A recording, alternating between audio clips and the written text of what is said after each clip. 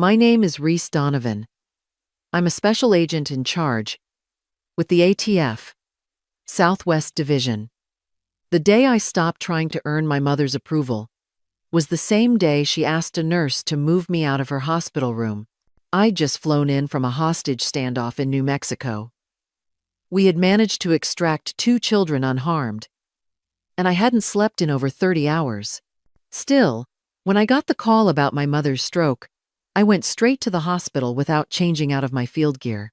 There was still dust on my boots and dried blood under one fingernail from applying a pressure bandage. My team had begged me to rest, but I told them family comes first. In hindsight, I realize I meant something different than what she ever did. I walked into Street Mary's at 3:47 p.m., heart pounding like I was breaching a door. The last time I saw my mother, we'd exchanged 12 words. The time before that, 5. I thought maybe this time would be different. The nurse gave me that sympathetic look people save for family members who arrive too late or aren't expected to stay long. When I said I was her daughter, she blinked, then looked at the clipboard like it would confirm something she didn't quite believe. That should have been my first clue. My brother Derek was already there, in his usual navy blazer and smug confidence. My sister Madison arrived minutes later, with her picture-perfect kids and a husband who always looked like he was posing for a magazine. I stood at the edge of the room in a black tactical jacket, hands still shaking from adrenaline. My mother looked up. Her expression didn't change. "Reese," she said, flat as a paper cut. "You didn't need to come." I smiled. Not warmly, not sadly, just enough to keep something inside from cracking. "You had a stroke," I said, stepping closer. "I thought you'd want your family around." She glanced toward Derek, then Madison. "They're here. That's enough." Enough. That word. I've heard it my whole life. Enough to pass, enough to help, but never enough to matter. I stood there for a full 10 seconds, pretending her words hadn't hit me like a bullet I didn't see coming. Then I stepped back, nodded to the nurse, and sat down in the corner. Not because I was welcome, but because I wasn't leaving. Not yet. The hospital room felt colder than it should have, like the air itself knew I didn't belong there. Derek stood near the window, talking to one of the doctors with that calm, practiced tone he used in courtrooms.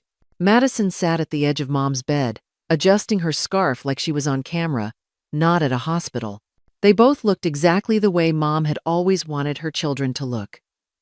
Derek, in his tailored suit and gold cufflinks, was the image of success. Madison, in soft, neutral tones and glowing skin, looked like a lifestyle ad for suburban perfection. And then there was me. Hair in a tight braid, boots scuffed, still carrying the dust and grime from the field. I didn't look polished or presentable. I looked like someone who worked with her hands and didn't care what people thought. And in this family, that was never the right answer. Derek had always been the golden boy. When he got into Columbia Law, Mom threw a dinner party and hired a jazz trio. When I got into the academy, she said, "At least it's a government job."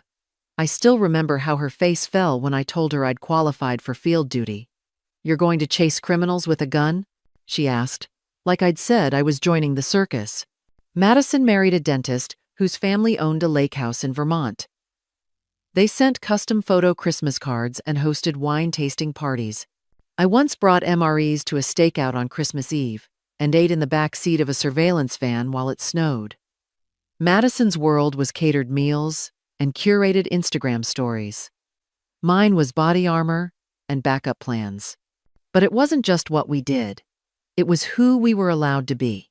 Derek was always serious, always in control.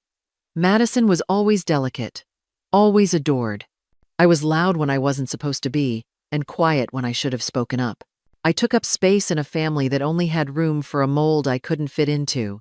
Growing up, I thought if I just tried harder, I'd earn my place. I'd rack up medals, service awards, and commendations. I'd make it impossible for her to ignore me. But no matter what I did, I was always the afterthought. At family dinners, I was seated next to the kids, not the adults. At holidays, my name was misspelled on place cards, or missing entirely. Even now, in this room where she was vulnerable and I had shown up, my mother still didn't see me. She asked Derek about his new case. She asked Madison if the girls had started ballet. When she looked at me, it was like she was waiting for me to apologize for being there. I had carried more weight in my life than either of them combined. I had knocked on doors that might explode the second they opened. I had held dying people's hands while gunfire echoed outside. But to her, none of that mattered. I was the one with calloused hands and the wrong kind of ambition. And maybe worst of all, part of me still hoped.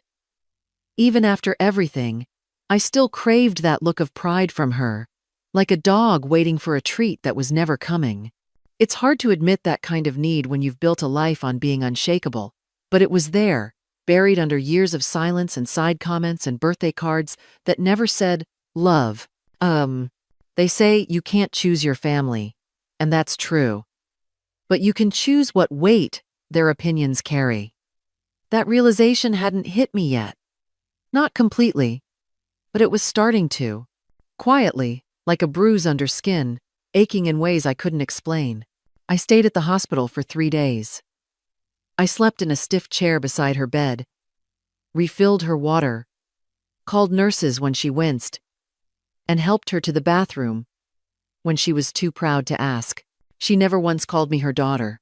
Every time someone came in, she introduced Derek first. This is my son, the attorney. Then Madison. She has 2 beautiful girls. Her husband owns a practice in Vermont. When they looked at me, there was always a pause. This is REESE. Like she'd forgotten the rest of my story or decided it wasn't worth telling. The nurses thought I was maybe a niece or a friend. No one corrected them. Not even once. I heard one of them say, "You're lucky to have your kids here," and my mom smiled. But she only said, "They've always been such a blessing." I knew who she meant. I kept hoping maybe she was just tired. Maybe it was the medication. But on the 3rd day, a volunteer came by, offering prayer. My mom smiled politely, waved toward Derek and Madison, and said, "My children are here." Then, without turning her head, she added, "And REESE, the other one, the other one." Like I was a side note. Like she couldn't even find a label that fit me. Not daughter, not agent, not anything. I stood up and walked into the hallway, stared at the beige wall until my jaw unclenched. Every conversation was the same. She asked Derek about his firm's merger. She asked Madison what dance classes her girls were in this fall. She asked me once if I could move my chair a little, said the light from the hallway was bothering her eyes. I didn't fight back. I didn't cry.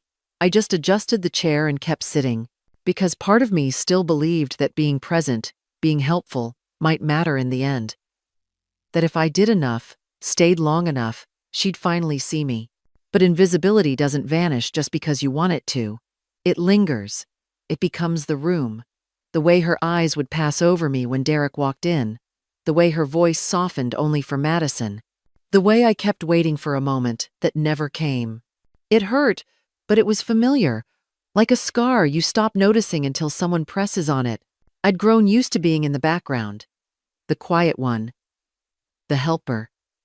I knew how to stay still. How to disappear without leaving. And still, I stayed. Because walking away then would have meant giving up the last sliver of hope I hadn't managed to kill. That somehow, through all the silence, she might still say something different. Something real.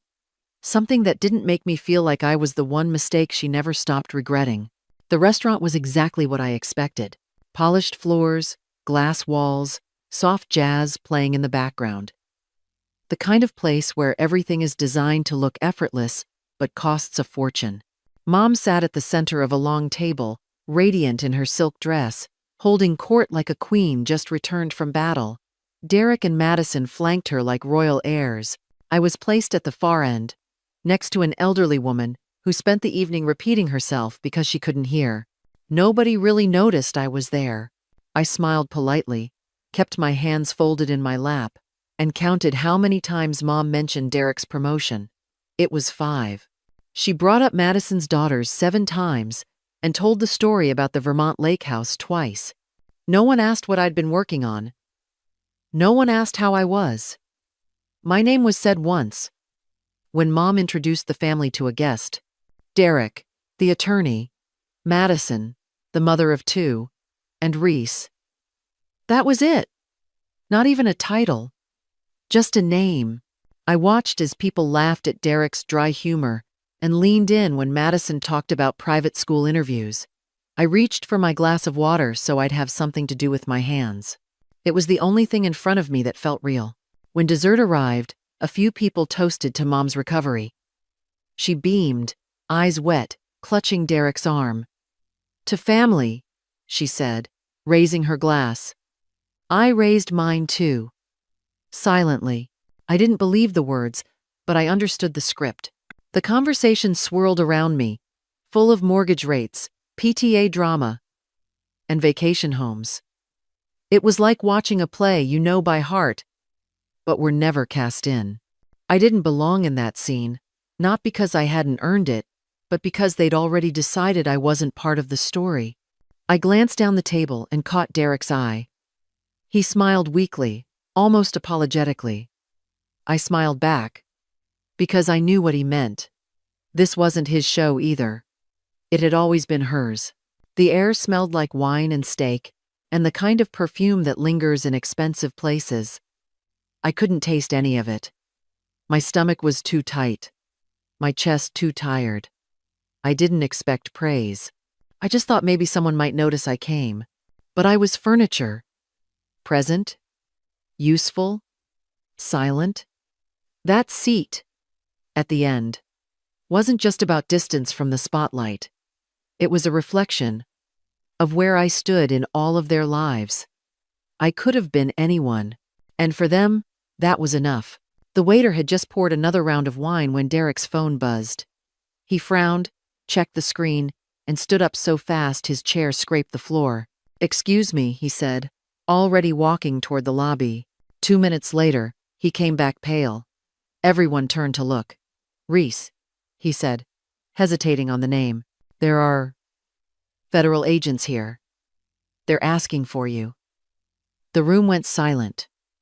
I stood slowly. Forks froze midair. Chairs creaked as people turned. No one moved. I walked through the dining room, heels clicking against tile, the sound sharp and absolute. Outside, under warm lights and expensive silence, stood 3 ATF agents, 2 FBI agents, and a Phoenix PD liaison. They were fully geared, standing in formation. My incident commander, Agent Chen, stepped forward. "Ma'am," she said formally, "we have a hostage situation.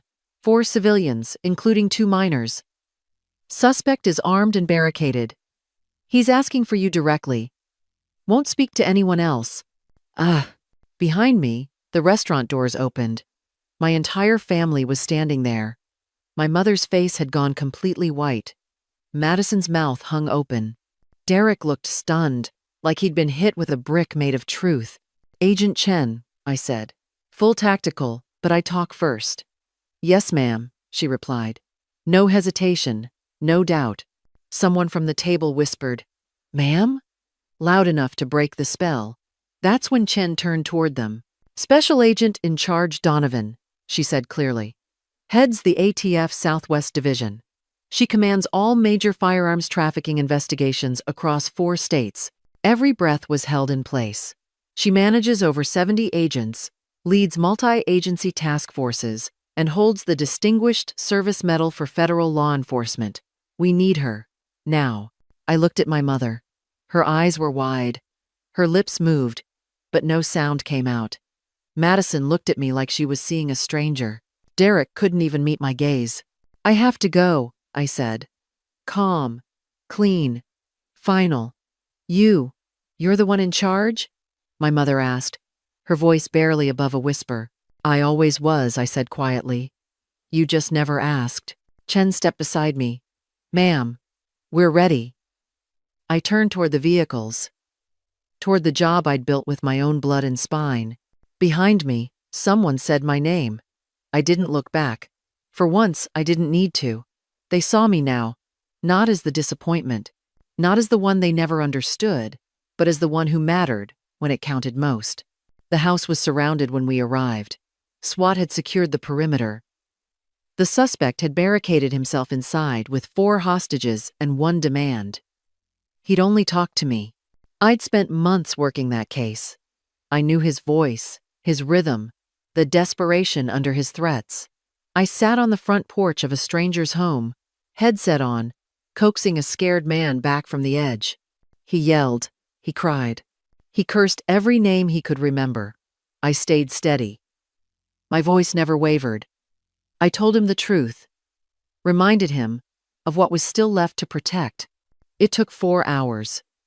He released the kids first, then the adults. Then he came out, hands up, eyes hollow. He walked straight to me, didn't look at anyone else. No shots fired, no blood spilled, every life intact, just the way I'd promised. After the debrief, I went back to my apartment. The silence there felt earned. I poured a glass of water, sat at the edge of my bed, and checked my phone. 17 missed calls, 8 from Derek. 3 voicemails from my mother. I didn't open any of them. I didn't need to hear what came too late. I pressed delete, one by one, clean and quiet. My hand didn't shake. It wasn't anger. Not anymore. It was clarity. I didn't need to beg for space in a life I'd already outgrown. That night, I slept without dreams. No memories chasing me down. No voices replaying old wounds. Just rest, solid and whole. Some people only see you when others shine a light on what they ignored. But I never needed a spotlight. I had built something real, and it didn't require applause. I didn't walk away to hurt them. I walked away because I was done waiting. I was done asking. I was done being the version of myself that only existed to fit someone else's shape. I had a life, a damn good one, and it belonged to me. Every scar, every silence, every second, earned. So when I walked away from that dinner, from that family, from that old hunger for approval, I didn't look back. Because for the first time, I wasn't leaving something behind. I was stepping fully into what I already was.